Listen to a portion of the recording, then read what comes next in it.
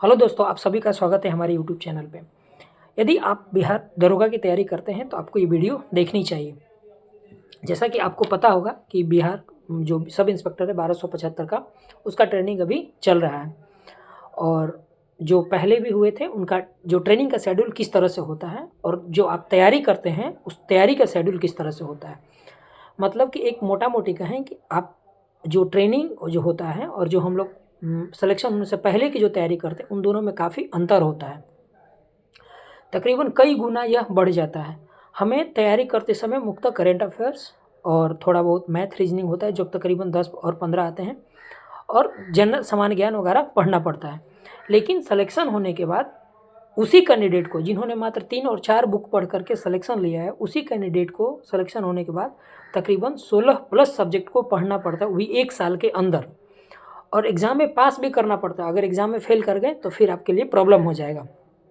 साथ में पीटी और परेड रनिंग सब कुछ करना पड़ता है। सिलेक्शन होने से पहले हमारी मानसिकता ये होती है कि अभी पीटी का एग्ज़ाम, अभी फॉर्म नहीं भरे हैं, अभी पीटी का एग्ज़ाम हुआ, मेंस का एग्ज़ाम होने के बाद ग्राउंड जाएंगे, रनिंग करेंगे, और फिर वो आगे जाकर रनिंग में, हाई जंप में, लॉन्ग जंप में छट जाते हैं। मतलब फिर से वो बैक फुट पे चले जाते हैं। लेकिन सिलेक्शन होने के बाद जो जो कैंडिडेट होते हैं उनको रनिंग भी करना है, परेड भी करना है, पढ़ाई भी करना है, और पढ़ाई के पास भी होना है। ठीक है, पास नहीं होएगा तो फिर आप पे कार्रवाई भी होता है इस तरह से। तो हमारा बताने का मतलब ये था कि आप इस चीज़ों से सीख सकें कि यदि जिसका सिलेक्शन हो गया है दरोगा में, सब इंस्पेक्टर में, वो ट्रेनिंग कर रहा है तो उसको क्या क्या करना पड़ रहा है। वो सुबह आपका 4 बजे बेड छोड़ देता है। ठीक है, 4 बजे सुबह से लेकर के शाम के आपका 5:30 तक पूरा दिन बिजी है। इसी में, इस पूरे दिन में आपको उसको क्लास भी 6 क्लास भी अटेंड करना है, इंडोर का क्लास, जिसमें बीएनएस, भारतीय न्याय संहिता, माइनर एक्ट, मेजर एक्ट, जो भी कानून से संबंधित चीज़ें होगी उनको पढ़ाया जाएगा। सुबह में पीटी, परेड, रनिंग सब कुछ हो जाएगा आपका इसी में। ठीक है, इतना सब कर सकते हैं। ठीक है, सिलेक्शन होने के बाद। तो सिलेक्शन होने के पहले जो हमारे भाई तैयारी कर रहे हैं, आप क्यों नहीं कर सकते हैं। आप अभी से ही आने वाला जो 1800 के आसपास जो वैकेंसी, उसकी तैयारी जम के करिए।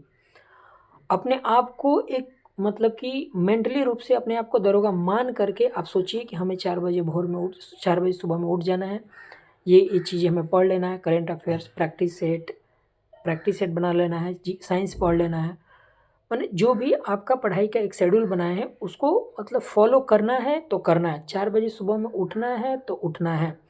और हाँ, अब बात करेंगे कि मतलब कि हमें रनिंग जाना चाहिए या नहीं जाना चाहिए। तो अगर आप बिहार दरोगा की तैयारी करते हैं तो आपको फिट तो रहना पड़ेगा। फिट नहीं रहिएगा तो आप वहाँ अपना ही पास कर पाइएगा जो फिजिकल होगा। अगर किसी तरह से पास भी कर जाते हैं तो ट्रेनिंग में भी आपको दौड़ाया जाता है, यहाँ पे आपको कष्ट होगा।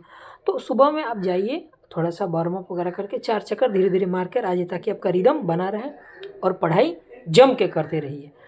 तो अगर एक और बात करें कि मतलब कि जो हम लोग लुसेंट, क्राउन और जो भी एनसीईआरटी के बुक पढ़ते हैं, उससे कई गुना हमें यहाँ पढ़ना पड़ता है।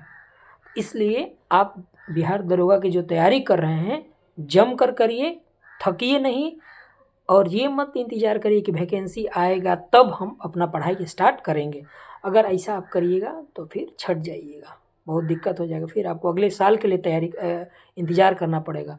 और एक एग्ज़ाम में अपना बैकफुट होने का मतलब हुआ कि आपका तकरीबन 1.5 से 2 साल आप पीछे चले गए। पूरा 2 साल आपका वेस्ट हो गया। आपको वेट करना पड़ेगा, और आगे वैकेंसी आएगी कि नहीं आएगी, क्या होगा, वो फिर आपके हाथ में नहीं रह जाएगा। इसलिए आप जम के पढ़िए। जो वैकेंसी आने वाली है, अपने आप को मानसिक रूप से तैयारी मान लीजिए कि आप एक दरोगा हैं तो हैं। तो फिर इसी तरह से वीडियो हम आते रहेगा। तब तक आज के लिए इतना ही, मिलते हैं अगली वीडियो में। तब तक के लिए जय हिंद।